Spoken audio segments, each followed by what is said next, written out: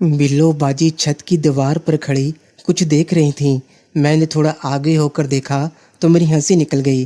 बिल्लो बाजी के घर के साथ वाले प्लाट में गदा गदी मैच खेल रहे थे। बिल्लो बाजी ने पीछे मुड़कर देखा।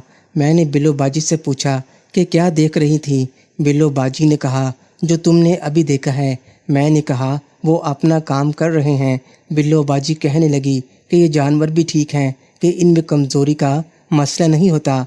मैंने कहा, बिल्लो बाजी, इन जानवरों में अकल नहीं होती, इसलिए अल्लाह ने इनमें कमज़ोरी नहीं रखी। अगर कमज़ोरी हो तो ये अपना इलाज कैसे करें? इंसान तो अपना ट्रीटमेंट करवा सकता है। बिल्लो बाजी हंसने लगी और कहने लगी कि हमारा इंसान तो मानता ही नहीं कि मसला है और ना ही वो ट्रीटमेंट करवाना चाहता है। मैंने कहा, कोई नहीं बिल्लो बाजी, आप उनसे प्यार से कहेंगी तो वो मान जाएंगे। बिल्लो बाजी कहने लगी कि इतनी दफ़ा प्यार से कहा है लेकिन वो नहीं मानते। मैंने कहा, अगर नहीं मानते तो अपना प्यार का स्टाइल चेंज करके देखें। आप उनको कैंडल लाइट डिनर पर लेकर जाएं और उन्हें भी एक गुलाब का बुके दें। बिल्लो बाजी ने कहा कि चलो ठीक है, तुम्हारी बात भी मान लेते हैं। मैंने बिल्लो बाजी से पूछा कि अब आपकी तबीयत कैसी है। बिल्लो बाजी ने कहा कि अब मेरी तबीयत काफ़ी बेहतर है। मैंने कहा, चलिए नीचे चलते हैं। मैं पहले उतर आया जबकि बिल्लो बाजी आराम आराम से मेरे पीछे आ रही थीं। अचानक बिल्लो बाजी के चीखने की आवाज़ आई। मैंने पीछे मुड़कर देखा।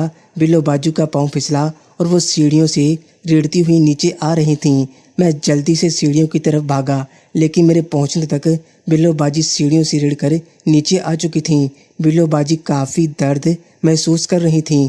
मैंने बिल्लो बाजी को सहारा देकर खड़ा किया। उनकी कमर में बहुत ज़्यादा तकलीफ़ थी। उनकी कमर में पहले ही चुक डली हुई थी। अब गिरने की वजह से उनकी कमर पर शायद काफ़ी खराशें आई होंगी। उनसे चला नहीं जा रहा था।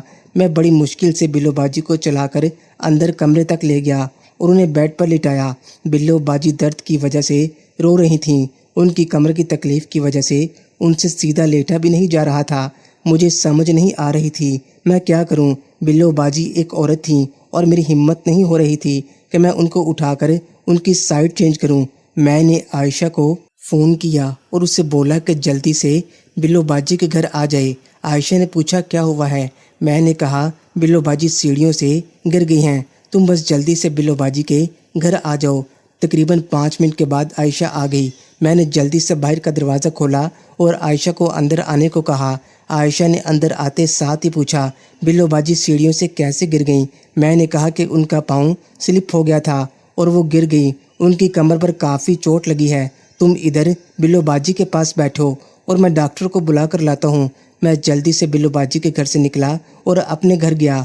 मैं बाइक निकाल रहा था कि पीछे से मनाहिल ने आवाज़ दी, उस्मान, इतनी जल्दी में कहाँ जा रहे हो? मैंने कहा, बिल्लो बाजी सीढ़ियों से नीचे गिर गई हैं और उनकी कमर पर काफ़ी चोट लगी है। आयशा उनके पास बैठी है, मैं डॉक्टर को बुलाने जा रहा हूँ। मुनाहिल ने कहा, ठीक है, तुम जल्दी जाओ। हमारे गांव में एक ही डॉक्टर है। उसका क्लिनिक हमारे घर से तकरीबन 3-4 किलोमीटर के फासले पर है। मैं 10 मिनट में डॉक्टर के क्लिनिक पर पहुँच गया और डॉक्टर को जाकर सारी सूरत हाल के बारे में बताया। डॉक्टर मेरे साथ चलने पर तैयार हो गया। डॉक्टर ने अपना बैग तैयार किया और मुझे कहा, चलो। डॉक्टर मेरी बाइक पर मेरे साथ बैठ गया और तकरीबन 10 मिनट में वापस बिल्लो बाजी के घर पहुंच गए। मैंने बेल दी तो आयशा ने दरवाज़ा खोला तो मैं डॉक्टर साहब को लेकर अंदर आ गया। डॉक्टर साहब ने बिल्लो बाजी को चेक करना शुरू कर दिया। डॉक्टर साहब ने बिल्लो बाजी की कुछ मूवमेंट चेक करने के बाद मुझे कहा कि इनकी हड्डियाँ बिल्कुल ठीक हैं, बस थोड़ी सी सोजिश है जिसकी वजह से दर्द हो रही है। मैं इनको दर्द का इंजेक्शन लगा देता हूँ और इनको कुछ दवाइयाँ लिख कर देता हूँ। आप ये दवाइयाँ बाज़ार से लाकर तकरीबन 3 दिन तक इन्हें खिलाएं, इंशाल्लाह ठीक हो जाएंगी। डॉक्टर साहब ने बिल्लो बाजी को इंजेक्शन लगाया और कुछ दवाइयाँ लिख कर दी और कहा कि इन्हें बर्फ़ की टिकौर करें। मैंने कहा, ठीक है डॉक्टर साहब। उसके बाद मैंने आयशा को कहा कि मैं डॉक्टर साहब को उनके क्लिनिक पर छोड़कर आता हूँ और वापसी पर दवाइयाँ लेता आऊँगा। तुम जब तक इधर ही रहना। मैंने डॉक्टर साहब को उनके क्लिनिक पर छोड़ा और उनकी फ़ीस दी और वापसी पर मेडिकल स्टोर से दवाइयाँ लीं। मैं घर आया तो बिल्लो बाजी उठकर बेड पर बैठी हुई थी। मैंने उनसे उनकी तबीयत के बारे में पूछा। आयशा आपी ने कहा कि इंजेक्शन लगने की वजह से काफ़ी बेहतरी आई है। میں نے کہا عائشہ جاؤ تم جا کر پانی لے کر آؤ، میں میڈیسن نکالتا ہوں۔ میں نے پیکٹ میں سے میڈیسن نکالی۔ اتنی دیر میں عائشہ پانی لے کر آ گئی۔ میں نے میڈیسن بلو باجی کو دی اور 7 گلاس پانی کا دیا اور بلو باجی سے کہا کہ آپ یہ میڈیسن کھا لیں۔ بلو باجی نے وہ میڈیسن کھا لی۔ عائشہ نے پوچھا بلو باجی آپ کا پاؤں کیسے پھسل گیا؟ بلو باجی نے کہا کہ میں اپنے دھیان سے سیڑھیاں اتر رہی تھی کہ میرا پاؤں پھسل گیا اور میں گر گئی۔ عائشہ نے بلو باجی سے کہا بلو باجی آپ نے کامران انکل کو فون کر دیا ہے؟ بلو باجی نے کہا نہیں، کامران 2 دن کے لیے آفس کے کام سے اسلام آباد گئے ہیں، وہ پرسوں آئیں گے۔ میں ان کو بتا کر پریشان نہیں کرنا چاہتی۔ میں نے انجیکشن لگوایا ہے اور دوائیاں بھی کھائی ہیں، تھوڑی دیر تک آرام آ جائے گا۔ عائشہ نے کہا ٹھیک ہے بلو باجی، مجھے گھر میں ذرا کام ہے، اگر آپ کو کسی بھی چیز کی ضرورت ہو تو آپ مجھے بلا لیجیے گا۔ عائشہ نے مجھے بھی کہا عثمان اگر میری ضرورت ہو تو مجھے بلا لینا۔ یہ کہہ کر عائشہ چلی گئی۔ میں باہر گیا اور باہر کا دروازہ بند کیا۔ میں نے کمرے میں آ کر بلو باجی سے کہا کہ آپ لیٹ جائیں، تھوڑی دیر آرام کریں، میں باہر بیٹھا ہوں، اگر آپ کو کسی چیز کی بھی ضرورت ہو تو مجھے آواز دے دینا۔ بلو باجی نے کہا عثمان تم کون سا غیر ہو، تم ادھر ہی بیٹھو۔ بلو باجی نے کہا عثمان میں الٹا لیٹتی ہوں، تم میری کمر پر برف کی ٹکور کرنا۔ میں فریج میں سے جا کر برف لے کر آیا اور برف کو توڑ کر ایک شاپر میں ڈالا۔ بلو باجی بیڈ پر الٹی لیٹ گئی۔ میں نے قمیض اوپر کرنا مناسب نہ سمجھی اور قمیض کے اوپر سے ہی برف کی ٹکور کرنے لگا۔ بلو باجی کی کمرے میں کافی سوجن تھی۔ میں تقریباً 20 منٹ تک برف کی ٹکور کرتا رہا۔ میں نے بلو باجی سے پوچھا اب آپ کی طبیعت کیسی ہے، درد میں کچھ کمی آئی ہے کہ نہیں؟ بلو باجی نے کہا عثمان تم میرا اتنے اچھے طریقے سے خیال رکھ رہے ہو، میری طبیعت اب کافی بہتر ہے۔ بلو باجی نے کہا عثمان اگر تم نہ ہوتے تو میرا پتہ نہ کیا ہوتا۔ میں نے کہا بلو باجی کوئی بات نہیں، یہ اللہ کی طرف سے وسیلہ تھا کہ میں آپ کے پاس موجود تھا، اس وجہ سے آپ کو وقت پر ٹریٹمنٹ مل گئی، ورنہ حالات اس سے بھی برے ہو سکتے تھے۔ بلو باجی نے کہا مجھے درد کمر میں نہیں کسی اور جگہ پر ہو رہی ہے۔ میں ان کی شیطانی مسکراہٹ دیکھ کر ان کی بات سمجھ گیا۔ میں نے کہا اس درد کا علاج میرے پاس ہے۔ میں پورا دن بلو باجی کے پاس رہا اور ان کی خدمت کرتا رہا۔